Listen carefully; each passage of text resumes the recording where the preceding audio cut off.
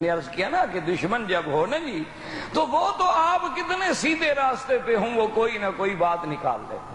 آپ دیکھیں نا جی کہ ہمارے اکابر ہیں، ہمارے پیر ہیں، ہمارے باقاعدہ مشائخ ہیں، باقاعدہ علماء ہیں، باقاعدہ تزکیہ ہے، لیکن جن کو ہمارے ساتھ غصہ ہوتا ہے کہہ دیں گے وہابی.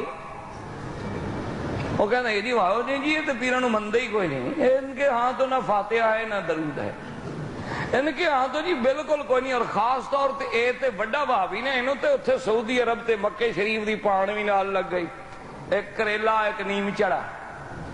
اے تو اور پکا بھابی ہو گیا ہے. خدا کے بندو اب تو یہ باتیں کہنی چھوڑ دو، ایمان سے کہیں.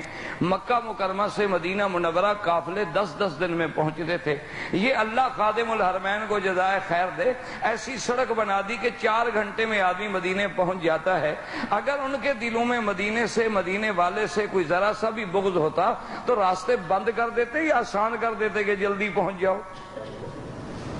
کوئی عقل کی بات کریں. آپ رمضان میں ابھی جا کے دیکھیں ان کی ہر دعا جو ہے حضور کے درود پہ ختم ہوتی ہے کہ نہیں. علامہ صاحب بیٹھے ہیں، پوچھ لیں. حنفیوں کے نزدیک تو ایک مسئلہ ہے کہ اگر تشہد میں، اتحیات میں درود شریف بھول گیا انسان ہے نہیں پڑھ سکا تو نماز ہو جائے گی. لیکن حنابلہ جن کو تم وہابی کہتے ہیں ان کے مسلک میں یہ ہے کہ اگر نماز میں درود نہیں پڑھا تو نماز نہیں ہوگی. اللہ. تو ان کو تم یہ اس لیے دشمن جو ہے نا میرا عزیز، پھر وہ کوئی نہ کوئی بات تو بنا لیتا ہے نا. وہ ایک پیر بزرگ تھے، بہت بڑے اللہ کے ولی تھے، تو بیوی نہیں مانتی تھی. یہ خدا کی قدرت ہے، آدمی کی بیوی نہیں مانتی. آپ کو مانتی ہے؟ بھائی اس میں شرم کی کیا بات ہے یار، بھائی ہو اپنے، کون سے ہم کوئی آسمان سے اترے ہیں، ہم بھی تمہارے بھائی ہیں، ساتھی ہیں. نہیں، آپ کی بیوی مانتی ہے کہ لیڈیز از فرسٹ، وہ آگے چلتی ہے نا. اور آپ ماشاءاللہ. اچھا جب کنکریاں مارنے کا وقت ہے نا مینا میں، لوگ بڑے مسئلے پوچھتے ہیں مجھ سے مکہ شریف، اور جناب بڑا رش ہوتا ہے تو میں بیوی کی طرف سے کنکریاں مار رہا ہوں. کہا نہیں جی آپ اپنے مسئلے پہ رہیں، لیڈیز از فرسٹ. اچھا عورت ہے کتنا سمجھدار، کہتے جی نہیں رش ہے، رش ہے. بازار میں رش کوئی نہیں، میلے پہ رش کوئی نہیں. یہ کرسمس کے دنوں میں جناب کھوے پہ کھوا چل رہا ہے، نہ پتہ لگتا ہے مرد ہے نہ عورت ہے. یہاں کوئی رش نہیں. وہاں مینا میں کن کے نہیں جی بڑا رش ہے جی تسی مار دو تاکہ مرے تو شوہر مرے نا میرا، جان چھوٹے جائے ختم ہو تاکہ واپس جاؤں کہوں سبحان اللہ کیا خوش نصیب بیوی ہوں کہ میرا شوہر وہاں دفن ہو گیا اور میں دوسرے نکاح کے لیے واپس پہنچ گئی ہوں تیار. تو اس لیے اندازہ کریں دشمن تو بات نکال لیتا ہے. اب جناب وہ ولی اللہ جو تھے، یہ میں ایسے نہیں کہہ رہا بیوی نہیں ماں، اس لیے دیکھیں علامہ صاحب سے پوچھنا انشاءاللہ، قاری طیب صاحب سے کبھی پوچھ لینا. اور آپ بھی جانتے ہیں میرے مدنی کو جب نبوت ملی غار میں، نبوت کہاں ملی؟ ہاں جی. اور صدیق کہاں ملا؟ نہیں سمجھ آئی بات؟ میرے مدنی پہ جبریل کہاں اترا؟ تو جبریل آسمان کا وزیر ہے، وہ کہاں ملا؟ غار میں. اور صدیق زمین کا وزیر ہے، یہ کہاں کٹھے ہوا؟ غار میں. ایک وہ بھی غار اور ایک یہ بھی غار اور ایک تیسری غار ادھر ہے. یہ بھی یاد رکھنا.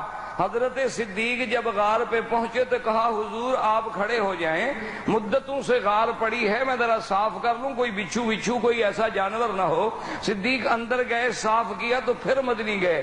اللہ نے حکم کر دیا، اشارہ ہو گیا کہ جب تک اس غار میں پہلے صدیق کی محبت نہیں آئے گی محمد مدنی پہ ایمان بھی نہیں آئے گا. وہاں غار میں حضور ہیں، قرآن اترا. اچھا اترنے کے بعد سب سے پہلے حضور کہاں آئے؟ سب سے پہلے حضور بیوی کے پاس آئے. غار سے اترنے کے بعد کہاں پہنچے؟ بیوی کے پاس پہنچے. کہا زملونی زملونی، خدیجہ کپڑا ڈالو، بدن پہ تھر تھری ہے. اسی منظر کو میرا مولا پسند کر کے فرماتی ہیں یا ایھا المزمل قم اللیل الا قلیلا نصفہ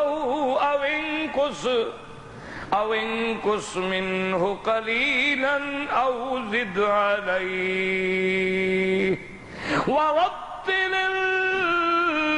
القرآن ترتیلا.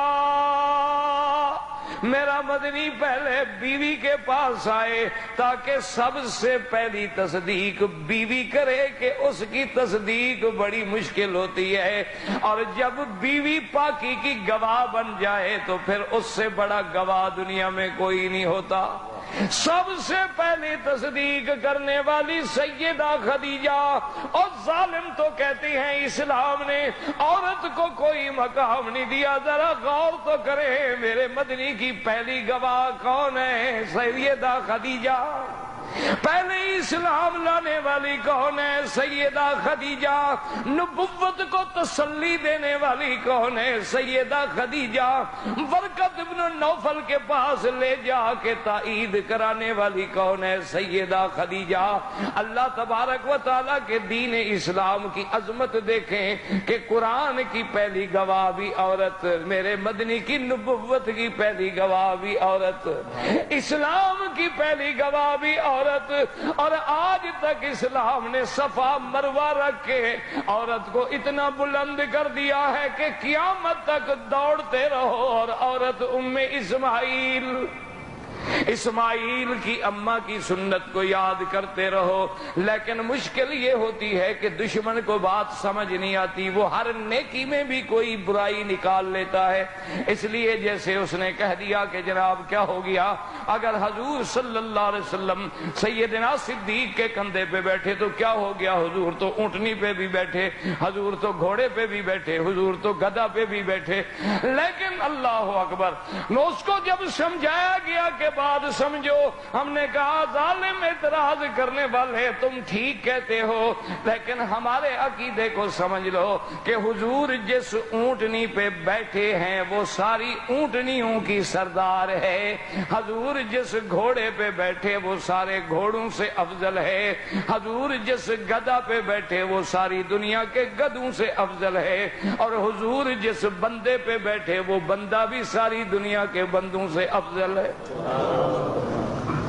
اصل بات تو یہ ہے، حضور تو بیٹھے ہیں، اور حضور جس پہاڑ پہ کھڑے ہوں وہ پہاڑ پہاڑوں میں افضل، حضور جس غار میں بیٹھے ہوں وہ غار ساری غاروں سے افضل، حضور صلی اللہ علیہ وسلم جس مسجد میں کھڑے ہوں وہ مقام ساری دنیا سے افضل۔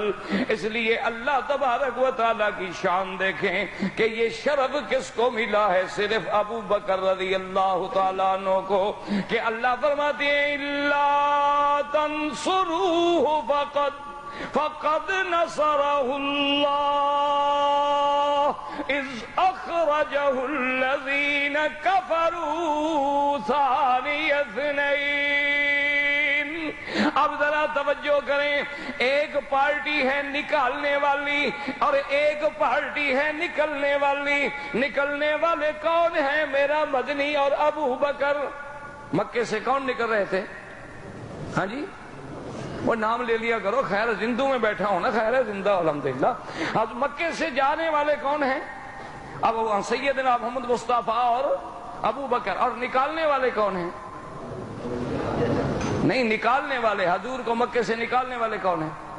قرآن کیا کہتا ہے؟ اِذْ أَخْرَجَهُ الَّذِينَ كَفَرُوا، جب کہ کافروں نے نکالا، اور پھر وہ دو کون تھے؟ ثانی اثنین اذ ہما فی الغار اذ یقول لصاحبہ لا تحزن ان اللہ معنا۔ وقت ختم ہو گیا بھائی، وقت ختم ہو گیا، زندگی رہی تو بات باقی۔ وصلی اللہ تعالی علی سیدنا محمد وعلی آلہ واصحابہ اجمعین برحمتک یا ارحم الراحمین۔